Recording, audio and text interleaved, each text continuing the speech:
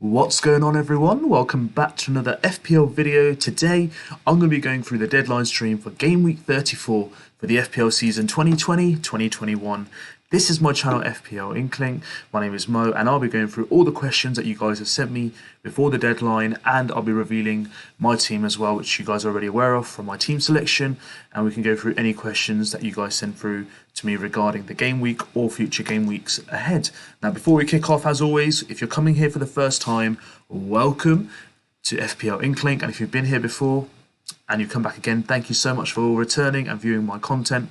If you haven't subscribed yet, hit the subscribe icon, help me get to 500 subscribers by the end of the season to help me win that PS5 that I have as a bet with one of my friends. If you like this video, hit the like button and leave me some comments, let me know how I'm doing, and hit the notification icons bell as well if you want the latest notifications for when I release my content. So let's get cracking, guys. How was game week 33 for you guys? Not a great week in terms of scoring, obviously. 36 points was the average, so if you got anywhere around that or above that, it's a job well done.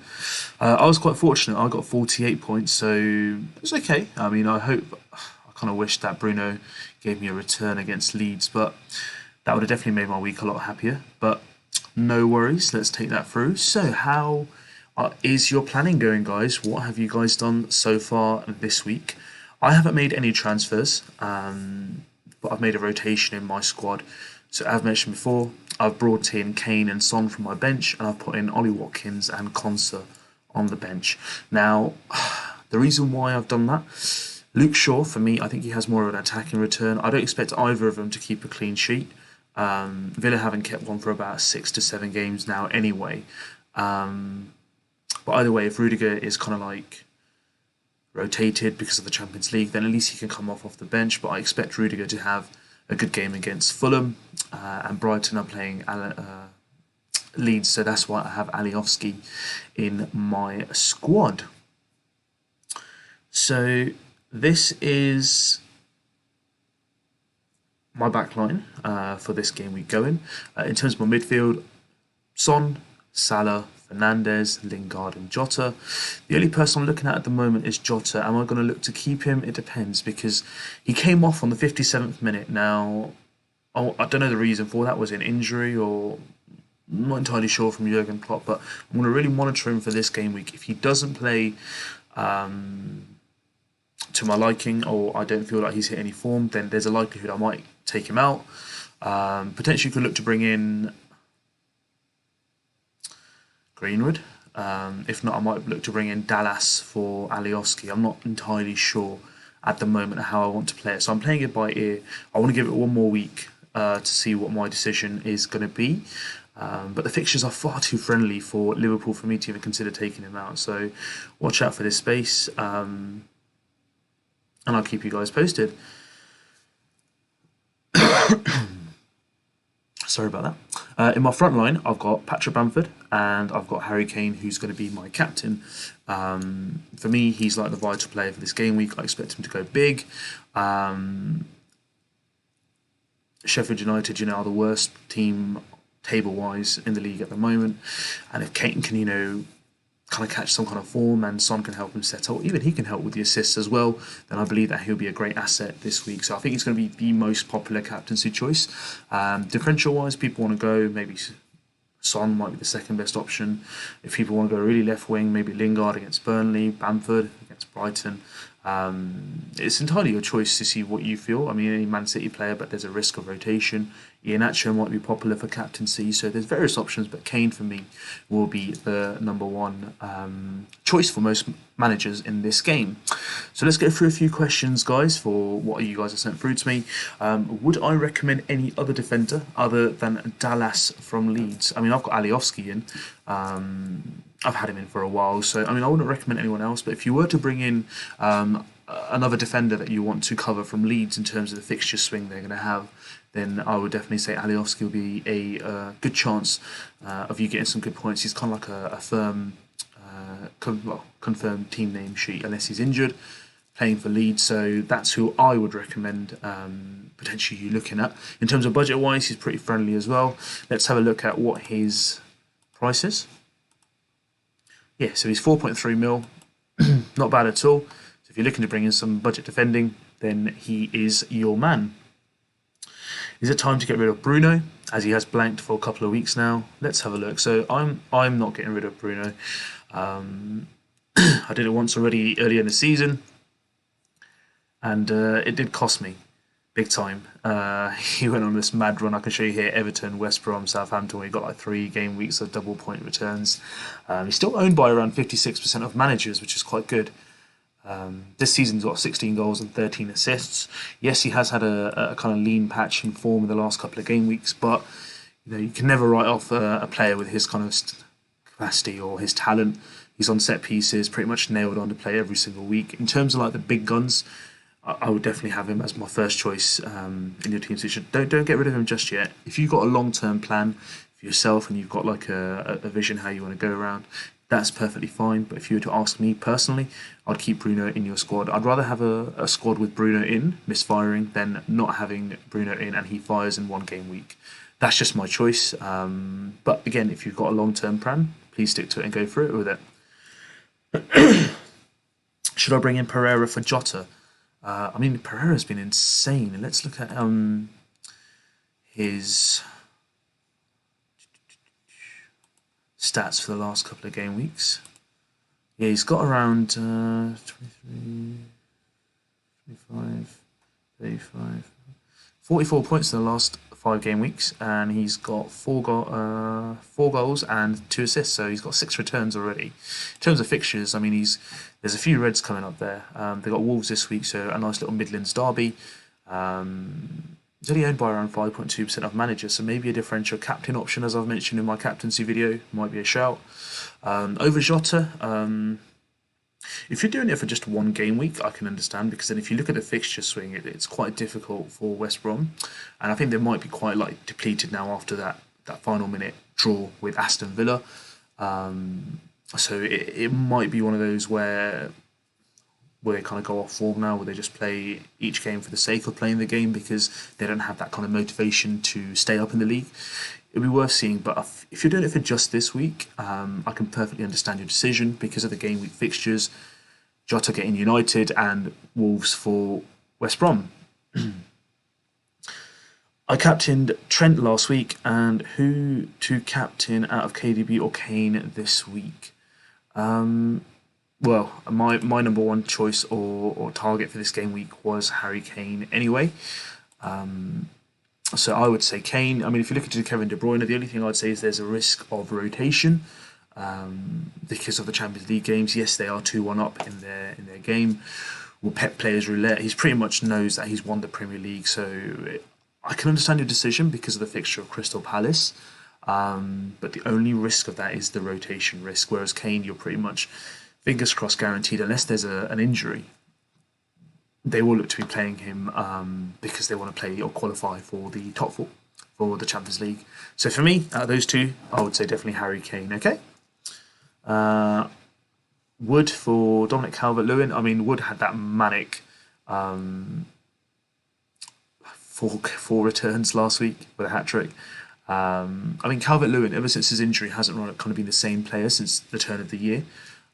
It's a shame, really, because he had such a bright start to this campaign, and I really had high hopes. He was in my team. But at the moment, Chris Wood and him, if you look at the fixtures as well, let's have a look. Burnley have got West Ham, and Everton have Aston Villa. Yeah, I mean, if you're going by form, then I would personally say go for Chris Wood. It might give you a bit of a differential aspect as well. So for me, if I had to choose out the 2 at the moment, based on my squad, I'd probably go Chris Wood at the moment based on form. Any more double game weeks? So I think between 35-36, there is a chance there might be another double game week for some teams. It hasn't been confirmed. There are kind of like rumours going around. So if I find out any more, I shall indeed let you know. What is my transfer plan? So in terms of my transfer plans, at the moment, I'm going to see how Jota pans out this week. If he flops again, I might change Alioski for Dallas. If he performs well. If he doesn't, then I might just take out Jota and bring in Greenwood or Mason Mount. I'm not entirely sure who out of the 2 I will, but it's entirely dependent upon Jota itself. I mean, I mean, when I have him in my squad, he kind of goes off form, gets subbed before 60 minutes. I lose out a point of even the 60 minutes played. And then when I take him out of my squad, he starts firing into 3 goals against Arsenal, which is kind of a kick in the teeth, really. But that's my plan at the moment. I don't have any kind of like thoughts of changing anyone else. Potentially Rudiger, I might upgrade him. Not too sure yet. It kind of all pans out on this game week, how it is going to be played. Greenwood for Jota over form. Just answer that question. Personally, it depends. I mean, at the moment, I would have Greenwood, but because I've got Jota in, I just want to give him the benefit of the doubt for one more game week to see how he does perform. Whether he returns anything or not, it's not really the key thing for me. It's just I want to see that form of him getting into the right places at the right time, being able to kind of solidify his position, play the 90 minutes, that kind of thing. Whereas with Greenwood, at least he's going to play his 90 minutes. That's the kind of like safety net or safety guard you have. Am I tempted to get Gareth Bale into my squad? I mean, no, not really. Even though he came on in the League Cup final, I didn't really see much of a spark from him, to be brutally honest. He had that kind of few moments where he kind of like ran past a defender, but I just don't see that old spark. Is such a shame because I had such high hopes for Gareth Bale when he did come. I thought he would set the Premier League alight, raise it to another level, actually raise Spurs to another level. Because if you look at it from a neutral point of view, I'm not a Spurs fan, but when I saw Spurs attacking threat at the start of the season, you had obviously Harry Kane, Son, Lucas Moura, Gareth Bale, Lamela. These are very, very, very talented individuals. On their day, they can literally change a match. Personally, if you ask me, I expected Spurs to be in the position of Leicester, so I expected them to be third or maybe second in the league, based on the team I saw at the start of the season. Obviously, they've played the season and it hasn't been that great. And you need to remember that just before December, when they played Liverpool, for a couple of weeks they had been number one in the league, and there were rumours of are they going to win their first league title in since 1960s.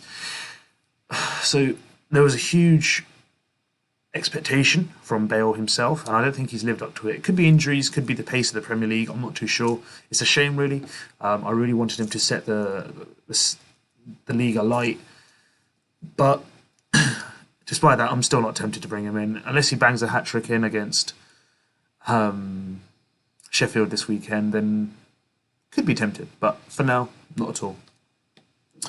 What are my thoughts on Aguero? I mean, this is just a bit of a generic question. I think Aguero, potentially in the last decade, is probably the best striker for me to play in the Premier League. Yes, Harry Kane's phenomenal as well, but I think overall, if you look at his ratio for goals per minute and his impact that he's had on Man City, I think if it wasn't for Aguero, there wouldn't have obviously been that 92-minute moment against QPR. I don't think Man City would be where they are today without him. I think he's a phenomenal player. I really wanted to bring him in this season, but Pep's already kind of given his kind of like overview of what he wants to do with his squad. So he does want to ensure he plays no strikers in that number 9 role. So it's a shame, really, because I really wanted to bring him into my squad. I actually did bring him into my squad, but he wasn't played. But I generally will miss him. He was a great asset for me in the Premier League. He helped me get to top positions a couple of seasons ago, which was my best ranking position, which was around 400,000 in the world. But he's a great striker. He's going to be missed. I really hope he stays in the Premier League, because if he is, he's probably going to be most likely in my squad next season. Kind of hopeful that United go for him to replace Cavani. But we'll have to wait and see. But Aguero will be missed, especially from the Premier League point of view, and especially from the Fantasy Premier League point of view. So that's my thoughts on Aguero. I really wish him the best of luck. He's given me some really good memories, some really bad memories. I probably won't ever forgive him for scoring that goal. But you know what? That's what football's made of. You've got to respect the people who do good. And he was a phenomenal player. And that's my view. And I think if he didn't have injuries, he probably would have been the highest goal scorer of all time in the Premier League. He personally, I think, would have gone past Alan Shearer if he'd played like the entire campaign with less injuries. So that's enough on Aguero. Let's move on. Is it time for me to get rid of my Villa defence? Now let's look at Aston Villa's fixtures. Yeah, I mean they are solid fixtures. I'm not intending to get rid of Concert or or Martinez personally, because they still have one game week against Everton to be rearranged. So I'm kind of waiting for that double game week for them. Otherwise, I mean, if you haven't got them and you're looking to bring them in, I'd say don't. But if you have them and you want to get rid of them, unless you've got like a plan in mind which you want to follow, then do. If not, and it's just literally just wasting transfers, then personally I wouldn't get rid of any of the Villa defenders right now. Is Rafinha fit for this week? In terms of Rafinha, I haven't actually checked up on him, but let's see. Leeds. So he's got 25% chance of playing. And the game, I think, it is Brighton. So they're playing Brighton. 25% chance of playing. I mean, if you've got him in your squad, put him in the starting squad and put your first substitute being the main substitute you like to bring in. But if you don't have any subs that you can bring in off the bench, and there's basically just the minimum budget defence as well, then maybe looking at alternatives for the price. So you got around 5.4 million in Pereira potentially, Souček, these kind of players potentially could come in into your squad. But with a 25% knock chance on FPL, personally, I don't think he'll be playing this week. Is Kane essential for this week? I've mentioned it already. For me, best choice, captaincy for this week. Playing the weakest defence, point to prove, top 4 place for grabs. If Manchester United can pull off a result against Liverpool, and Spurs can pull off a result against Sheffield, then it kind of opens it up all again, because Liverpool have dropped points against Newcastle. So there's a lot to play for. So for me, Kane is essential for this week. And if you don't have him, get him in. If you do have him, make sure you do captain him. And if you've got a triple captainship, play it now. This is the week. I said it, guys. Triple captain, this is the week. And if you're looking to play a wild card this week as well, then this might be a good chance to top up on your Spurs players. Because if you look at their fixtures, a lot of greenery and just the Leicester game at the end of the season. So top up on Liverpool and Spurs. That's my top tip for the week in terms of wildcard, guys, okay? Should I play Trent, Jota and Salah, or Shaw, Greenwood and Bruno this weekend? Now that's an interesting one. I'm a United fan, so sorry to Liverpool fans. I'm pretty much going to say go for the United option. So I played Shaw, Fernandes and Greenwood personally. But then obviously, with the next game weeks coming along, bring those back in because you've got pretty much more friendlier fixtures on paper, and I'm expecting them to have better returns on their game weeks, okay? Why have I not brought Iheanacho? Well, if you've watched some of my earlier videos this game week for captaincy and my top 5 picks, even my team selection, I've mentioned it in there as well. The reason why I haven't selected Iheanacho at the moment, now for me, yes, he's got 14 goals in the last 14 games in all competitions. He's in the form of his life. But in terms of my 3 attackers, I've got Watkins in because of the double game week, and I think he's not done anything that bad for me to take him out. He gets the odd assist here and there, scores a goal. So for me, he's done his job. Bamford, I can't consider my team without him either, and the same goes for Harry Kane. God forbid if there's an injury to any of these 3 strikers and they weren't going to play, yes, he'll be my first choice. But one thing I do want to let you guys know is the fixture swing in 2 weeks' time. So Leicester have Southampton, followed by Newcastle next week, and then they have, I think, Chelsea, United, Liverpool. Those are tough fixtures. Now, not to say he can't score in those, but if you look at Bamford's fixtures, they are relatively smoother at the end of the season in terms of green and Burnley, Southampton, West Brom, Brighton, Tottenham. So for me, it's just literally a flip of a coin. Some people have gone that way in terms of Iheanacho. I haven't. So that's my take on Iheanacho, guys. If he gets another few goals, then it might make me wonder, do I need to get him in? So we'll have to wait and see how he does and what goes on in other game weeks as well. So that's the reason why, guys, there is no Iheanacho in my squad. Should I bench Lingard or Ollie Watkins? I mean, for me, I'm playing Lingard and I'm benching Ollie Watkins, so that is my answer to that question for you, because I think Lingard has a better chance of getting a return against Burnley on set pieces, been in great form, only blanked last game week for X number of game weeks. So for me, Lingard all the way. And those are the questions done, guys. So let me give you a few predictions on the games that I think this week will take place. So I think Leicester Southampton 3-0 Leicester, Crystal Palace Man City 2-1 to Man City, Brighton Leeds 2-1 Leeds, Chelsea Fulham 2-0 Chelsea, Everton Villa 1-1, Newcastle Arsenal, I think it'd be 0-0 personally. Manchester United Liverpool 2-0 United, Spurs Sheffield, I think 4-0 Spurs. West Brom Wolves, I reckon that'll be a 1-1 personally. And Burnley versus West Ham, I think that also I'll go 2-1 West Ham.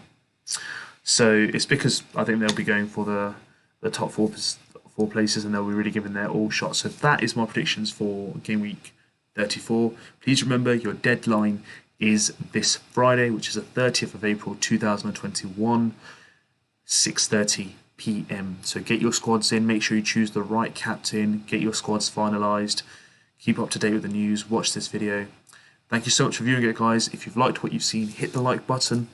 If you haven't subscribed yet, why not? Please hit the subscribe icon, help me get to that 500 mark and win that PS5. Hit the bell icon to get the latest notification for my content and videos released. All I want to say, guys, is thank you for viewing. Thank you for all your feedback. I really appreciate it. Thank you for sending in your questions. Join the league, which is at the bottom. The league code is there. Be part of FPL INKLING. Contact me on social media if you've got any questions. YouTube, which is below, you can do it on comments. Twitter, my Twitter page handle is at the bottom. And also my Instagram name is at the bottom as well. So contact me on there as well, guys. Let me know how you guys do. I wish you guys all the best of luck for Game Week 34. Keep on top of it. Be brave, be bold, and be different. See you guys soon.